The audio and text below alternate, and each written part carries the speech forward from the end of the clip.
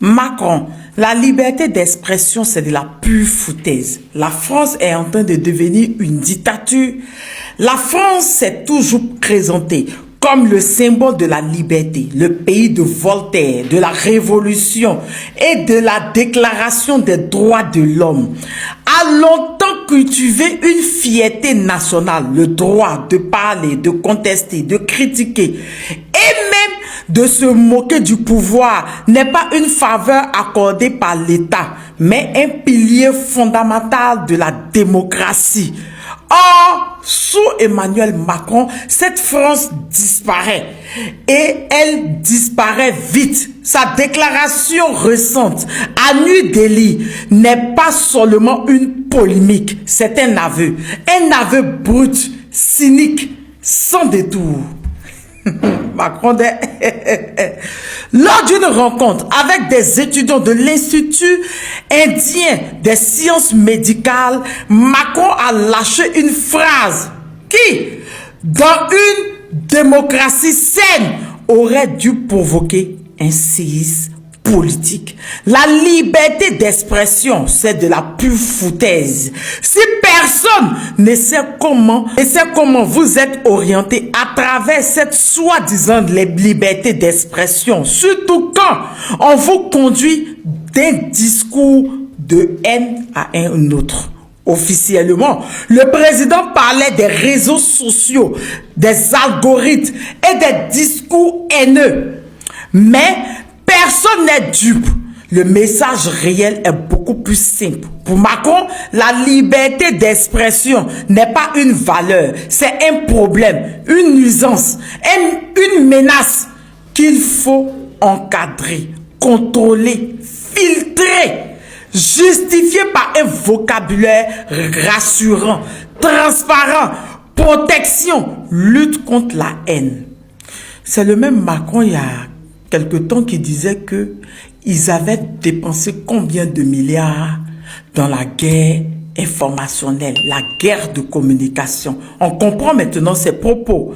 Un mensonge évident. En 2020, Macron vantait la liberté. Aujourd'hui, il la piétine. Et oui, pour ceux qui ont suivi Macron avant, il parlait trop de liberté, surtout de liberté d'expression. Cette sortie est d'autant plus scandaleuse qu'elle contredit les déclarations antérieures du chef de l'État. En 2020, Macron expliquait encore que la France était un pays où régnait la liberté d'expression, y compris le droit de critiquer le pouvoir, même le président, et le droit au blasphème.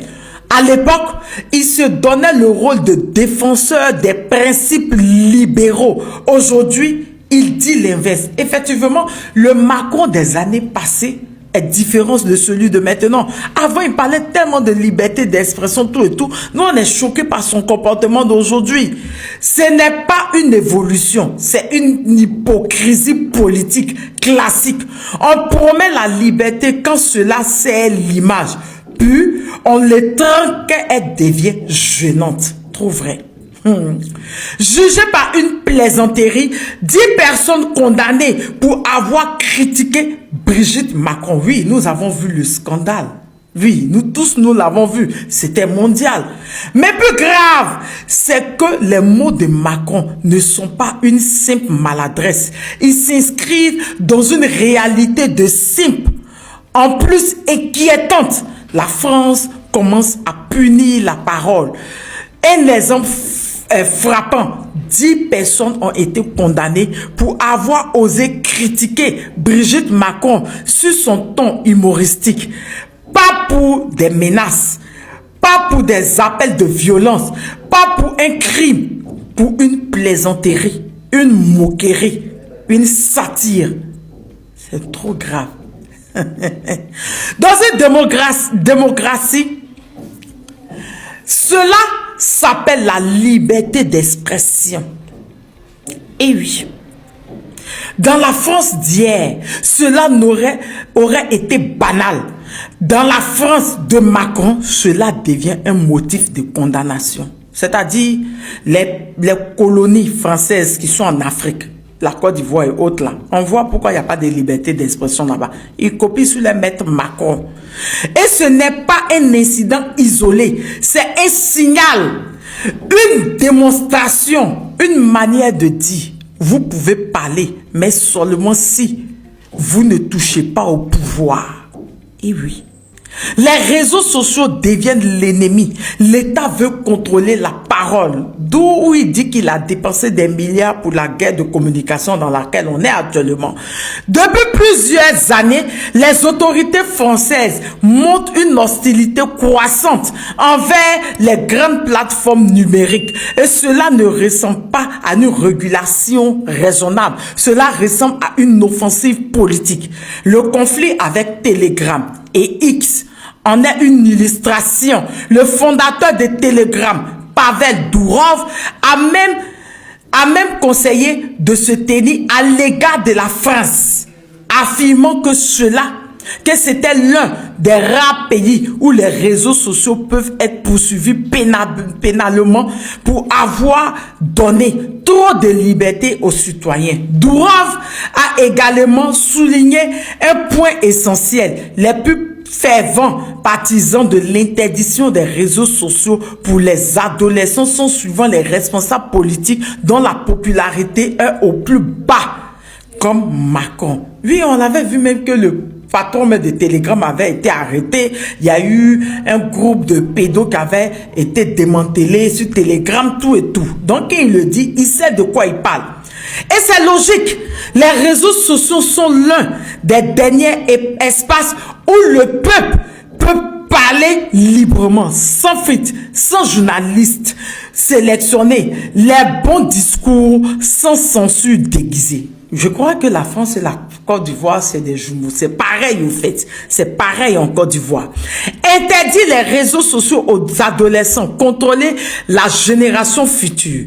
Autre élément révélateur, la volonté de limiter ou d'interdire l'accès des adolescents aux réseaux sociaux. Le gouvernement présente cela comme une mesure de protection. Mais en réalité, c'est une stratégie typique des régimes autoritaires. Quand on peut pas contrôler la discussion, on interdit l'outil. Le problème n'est pas que les adolescents passent du temps sur TikTok. Le problème pour le pouvoir, c'est qu'ils y voient des opinions alternatives, qu'ils y discutent politique, qu'ils y tournent Macron en dérision, qu'ils y organisent des mobilisations, qu'ils y posent des questions auxquelles l'État ne veut pas répondre. Macron veut le silence, pas le débat. Dupont-Aignan, Macron joue avec le feu. Il faut que ce fou démissionne.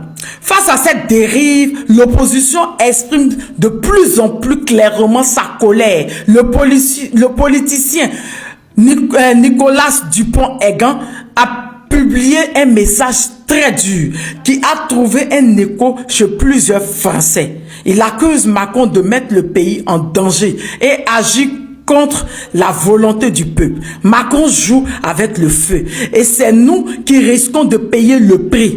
Il faut démissionner, ce fou.